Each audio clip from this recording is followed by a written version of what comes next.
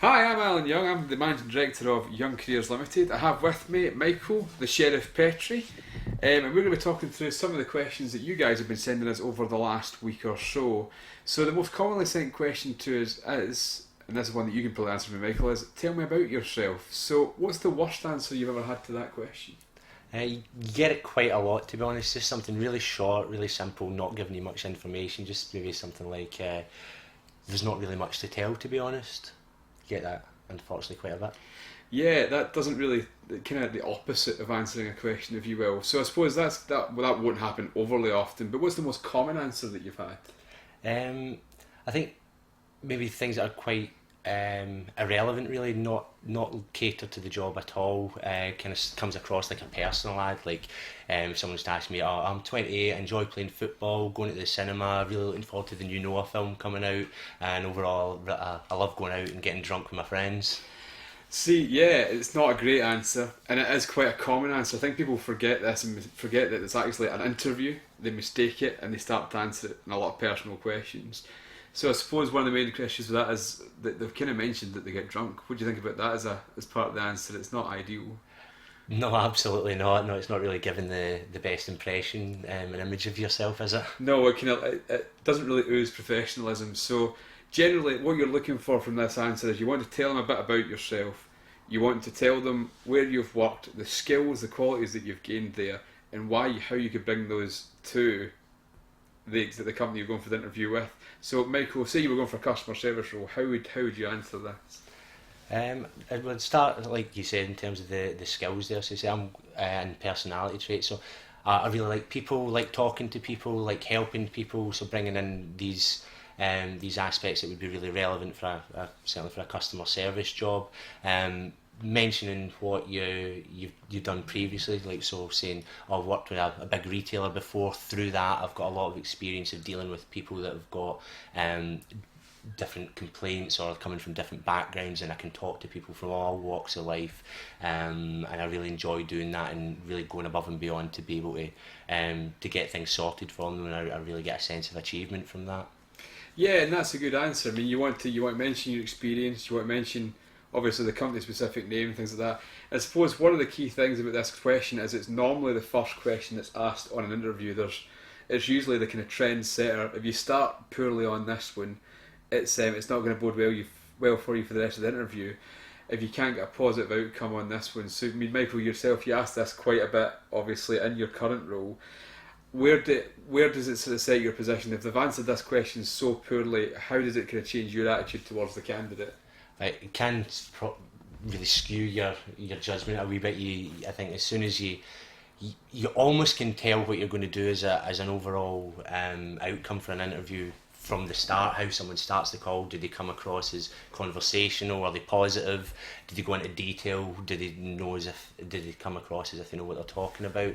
And yeah, it can be it's a big thing really. If you answer that first question wrong, then it sets the tone of the interview to potentially go quite negative. And I think from the interviewee's perspective as well, if you answer that badly, you can probably feel it as well, and it can kind of take a negative turn from that. Yeah, absolutely. I mean, you shouldn't hopefully see it in an interviewer when you've answered a question poorly. Hopefully they'll be professional enough to kind of hide that from you a little bit. But the reality is, you might immediately get a feel for it from there that it's not going well. I take it it would be quite a hard trend setter. Is it impossible to come back from that being a disastrous answer? No, absolutely not. I mean, you get it quite a bit if maybe someone is a bit nervous at the start of an interview. They'll maybe stumble over their words a wee bit to begin with. You can think it's not going to go well, but then they maybe get a question or they get something said which gives them a wee bit more confidence, and then they start showing what they're made of a wee bit more. So no, it's not a kind of nail in the coffin that if you start an interview badly you're going to fail it, but it is certainly a good thing for your confidence and for the whole feel of the interview if you can get that initial question done well, give a good amount of detail and show where you're coming from, and that you've got some relevant skills, knowledge and experience that the employer is going to be looking for. So I suppose the thing I think about that question is, if you answer it poorly at the start, it's going to be an uphill battle the rest of the way. You're going to be trying to win over the interviewer. Whereas if you start well, would you say there's possibly some leeway for a couple of mistakes later on because you've had such a good start? Yeah, absolutely. I think you're probably more likely to give the benefit of the doubt a wee bit to to something and you're ready, your overall expectations of how the interview is going from the interviewer's point of view is more positive. You're already starting to think, well, this guy sounds good or this girl sounds good, and I think that you're already got it in your mind that this is a pass there. So yeah, if you can get that first one nailed really well, it definitely makes things easier for the rest of the interview. Absolutely, and it's the question. I mean, if you can't sell yourself, if it's a sales role, how are you going to sell the product? If you can't sell yourself and you don't believe in yourself, how are you going to fake it essentially with a product that you're trying to sell? Customer service is the same. You're selling a brand. You need to be able to confident to do that. And again, if you can't answer a question that's all about you, no one knows you better than yourself theoretically. So you have to be able to answer that question. It's a tough one to come back from, but you can. But hopefully, if you sort of follow our advice, just take your time. Talk about your sort of most relevant jobs and your last job, the skills that you got from them. You obviously know the field that you're going into, understand the client that you're going forward for, make sure the skills that you're talking about are relevant.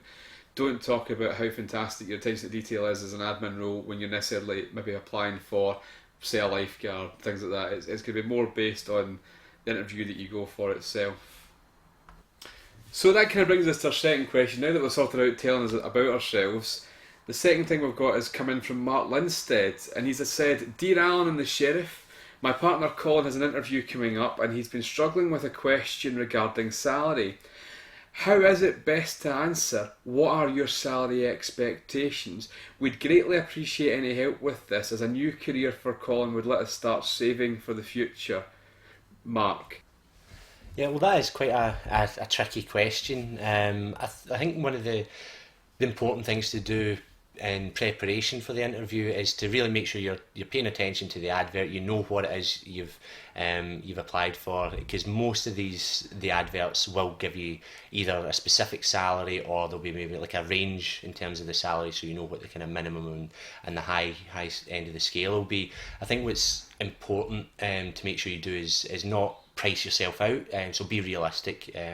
You're not going to want to go in there if it's saying 15 to 17,000 and you going in there saying 20, that's obviously not going to work out very well for you. But at the same time, don't sell yourself short. And especially what I would advise doing there is looking at the job details, looking at the skills, the competencies, what's required of the job. If you feel you're hitting all of these key aspects, that you're going to be one of the top end people for this, then absolutely price yourself up at the higher end of the scale, but without going above and beyond that. You want to make sure that you're being realistic. I think that's really the key thing there. But don't be too scared, and always go for the lowest that you would accept. It's fine to say you'd be hoping for the higher end of the scale. Yeah, it is a question that I ask on a kind of daily basis at work, and I'm sure you've asked it thousands of times as well, Alan. What's, from your experience, what's the worst answer to that? I suppose the worst answer I've had, and I'm gonna use one of the customer service roles I was recruiting for at the time. One of the worst answers I had was, I asked a gentleman what kind of salary he'd expect, and his answer was 28,000.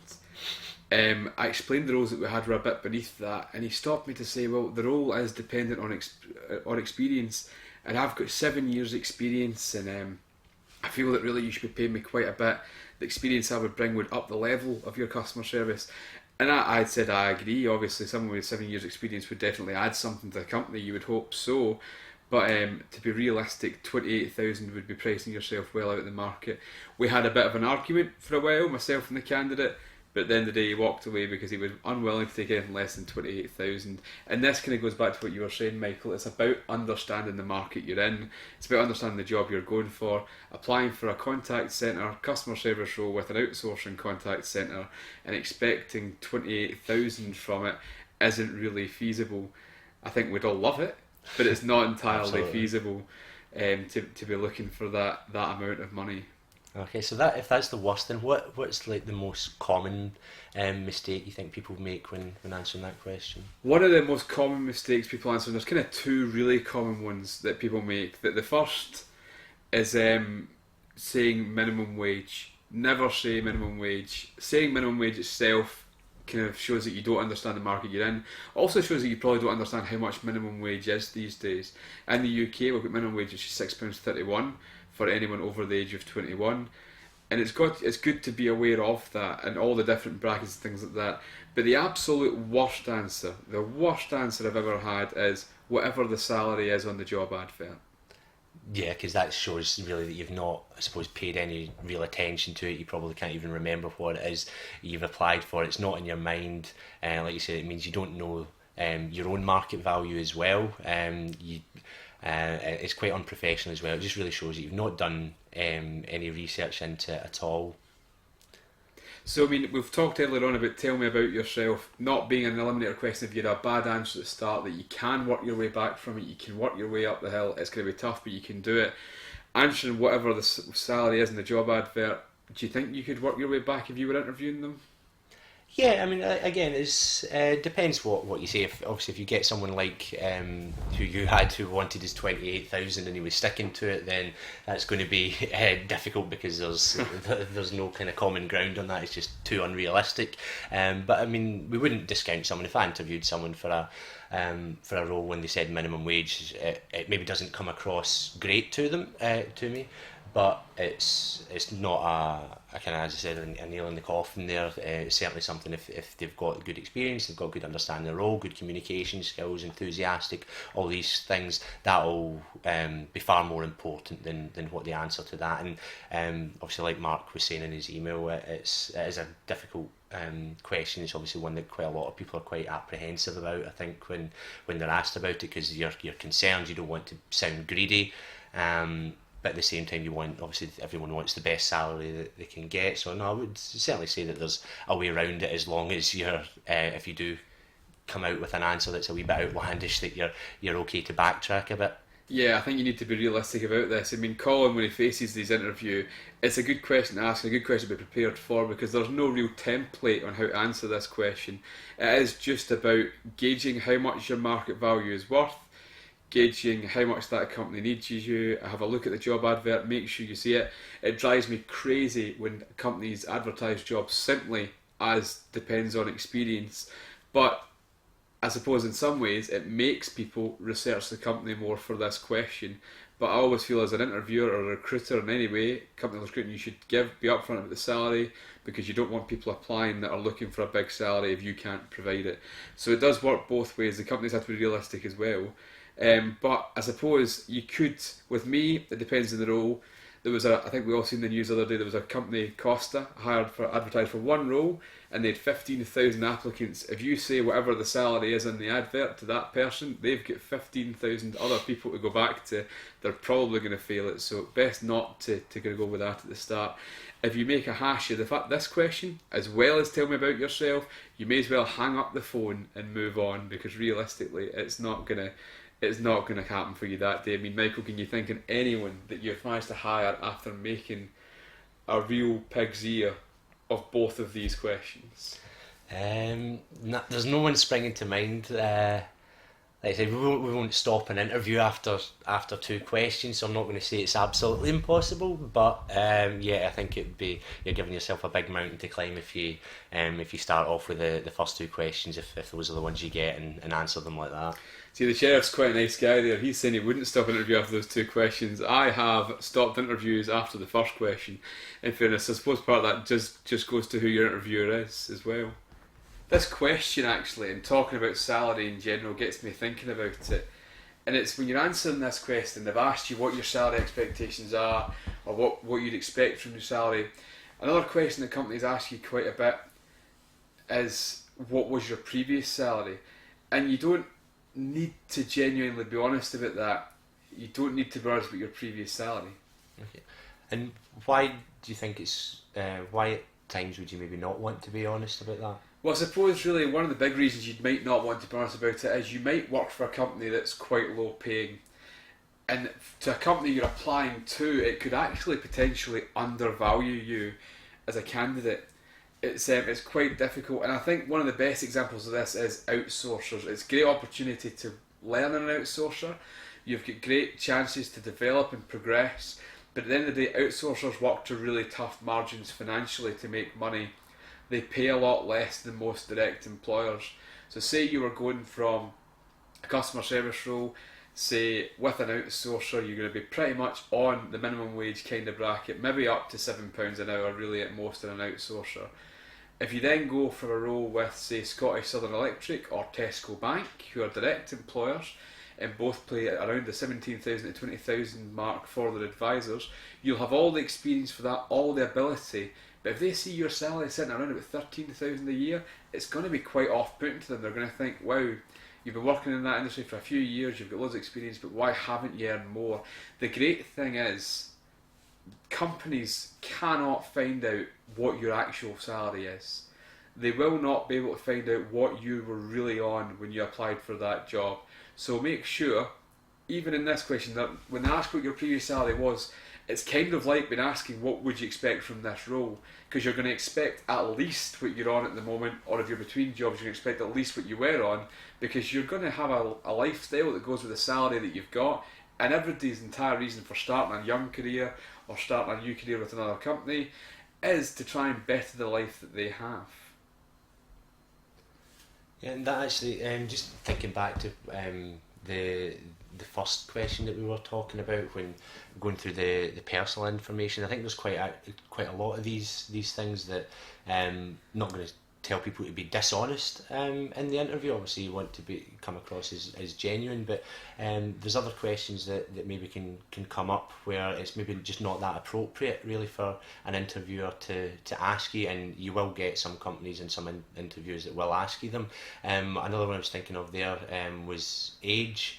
I know, like I said it when I was giving my wee personal ad thing, I'm 28, but that's probably something that it is something that an interviewer isn't entitled legally to ask you. So if you were asked what your age was, how would you go about sort of responding to that? Well, I mean, I suppose for me, I would be quite personally. It's a question I despise when an interviewer asks if they ask my age, because I am personally only 27, but having been a recruitment manager and recruited for over 50 clients, some companies would disrespect me with my experience at the age of 27. They'd expect the experience I've had of someone in their late 40s, but I've worked hard and I've progressed. So actually my age would sort of hinder me in a lot of ways applying for jobs. But the best way to answer it, and the way that I answer it, nice and simple, I answer it very firmly when I'm asked this question, is quite simply, what relevance does it have to the job? Now, it's not like I'm going to be climbing scaffolding in most office jobs, or I'm going to be operating heavy machinery, and my age and my physical ability could hurt me in some way. So what relevance does it have to the job? It's completely illegal to ask for your age, and it just breeds discrimination. It breeds discrimination, whether it be positive or negative, whether a company is trying to increase the age of its staff or decrease the age of its staff. Either way, they should not and cannot ask you this question. You can just very firmly, not that you're trying to dodge the question, but you can very firmly say, what relevance does it have? Now that's the direct approach. You might not want to upset them, and you might not think that your answer is going to hurt you in any way, and I'm not saying that you should absolutely not give your age, but they've got no right to know it until they're offering you a job and they need it to confirm who you are. And I suppose that kind of makes me think about, you were talking about legal questions. Obviously it's not legal to ask about salary, they just can't check it. It's definitely legal to ask about your age. The one thing they can obviously ask is, are you over 18? Because it's for alcohol sales, they'll need to know that, but they cannot ask, how old are you? That's the difference between a legal question and an illegal question. And I suppose one of the other things that quite often gets asked, and they put it on application forms online and things like that, and they don't really need to ask it, is, what's your marital status? You ever been asked that in an interview, Michael? What's your marital status? Can't ever remember being asked it directly in a face-to-face interview, but I do think in terms of the interview forms that I remember doing that. I know some employers you'll get an equal opportunities form, which is, and this is a bit different because that's a completely anonymous extra form that goes along with it that shouldn't be tied to your actual application, so that's just for the company's records to make sure that they're being an equal opportunities employer. But if it's something that actually has your name on it and your personal details and it's linked to that, then yeah, that's certainly another one that's something they shouldn't really be asking, I think. Yeah, I mean, it definitely is, and it's one of these that this might sound sexist, but it's potentially going to have more impact on women than men if you're a woman and you're asked this question, you really don't want to answer it because it has no relevance to the job that you're doing. And I mean, Michael, can you think of any reasons why you wouldn't want to answer this question as a woman rather than a man in particular? Well, certainly, I mean, all we need to think of is maternity, and I think any of the listeners would think of that probably straight away as well. That obviously in the UK just now we've got a big difference in terms of the leave that's allowed for a female or a male in terms of if they're going to have a child. So from an employer's point of view, it's understandable from a rational point of view why they would prefer to have someone who's only going to have a few weeks off compared to 9 months to a year. But obviously from a legal perspective and from an equality perspective, that's obviously not good at all. And when we've got someone who's maybe married, not got kids, an employer may, they shouldn't, but they may be a bit apprehensive about that, especially if it's maybe a smaller company where they don't have the same resources to cope when they lose someone, that they may be slightly inclined to go for a male over a female. Obviously we've got legislation in place in the country that means that shouldn't happen, but I think we're maybe kidding ourselves if we think that it never happens. Yeah, I think that's realistic. Unfortunately, there are no recruitment police out there. There are an HR team who act like the police sometimes, but there are no recruitment police, unfortunately. So I think the thing is, you need to bear in mind that you don't really want to answer these questions at all if you can avoid it. However, if you really want the job and you're worried that sort of avoiding it and dodging the question and working your way around it could negatively impact your interview, and you still want to answer the question, and you still want the job with that company despite the fact that they're asking these sort of flagrant illegal questions in the interview process, then feel free to answer it, but you're answering at your own risk essentially. There's no need to answer it at all. Any other kind of questions you can think of that get asked sometimes in these forms and before interviews even start that you don't think would be really needed to answer? Yeah, I think one I've seen before is nationality. So why, in terms of nationality, why do you think that would maybe be something to avoid answering? Well, I mean, for me, it's just there's a lot of sort of discrimination in this country, and we get a lot of things, especially in Scotland, and I hear it on an almost daily basis when I worked in employability, sort of saying, oh, these Poles are coming over here and stealing our jobs. And you know, this is the thing, we're all here to work, we all live in this country.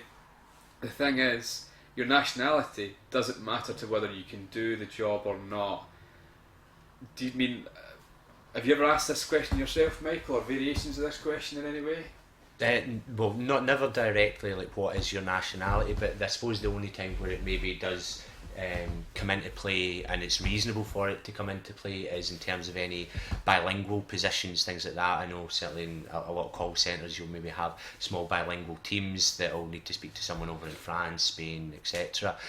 So there it's what I think we would maybe ask is obviously asking the level of fluency in other languages, and you'll sometimes get people saying that they're native speakers, and I wouldn't dissuade anyone from saying that they're a native speaker in something, especially if you're going for a bilingual role where you're speaking English and French. Say you're doing the interview in English, so you're clearly displaying the quality of your English communication.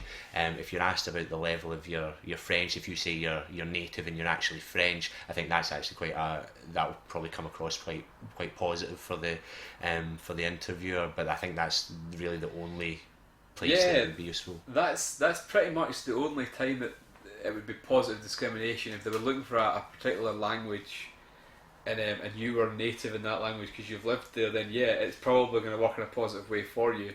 But they should never ask what your nationality is. I mean, French is a language that's spoken through a whole load of African countries. They can all speak French. We don't need to know their nationality. We don't need to know it.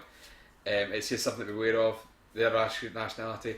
Another thing to be aware of that, if you're in the UK, we have 4 nationalities in the UK. We have Scottish, English, Welsh and Irish. We've all kind of moved about the country. We might apply for jobs that aren't our own country. Sometimes the best answer to give to that question is to stay nice and neutral and just say British, rather than picking your own actual nation. It can be a positive or a negative regardless of who you're interviewing for, because they might have political opinions. So it's, you don't need to answer the question. If you choose to answer it, that's fine. Be careful how you do, I suppose, is really what I'm saying. And that's kind of all we've got this week. So to keep these podcasts going, we need questions from you. So if you've got any questions, we've got a few ways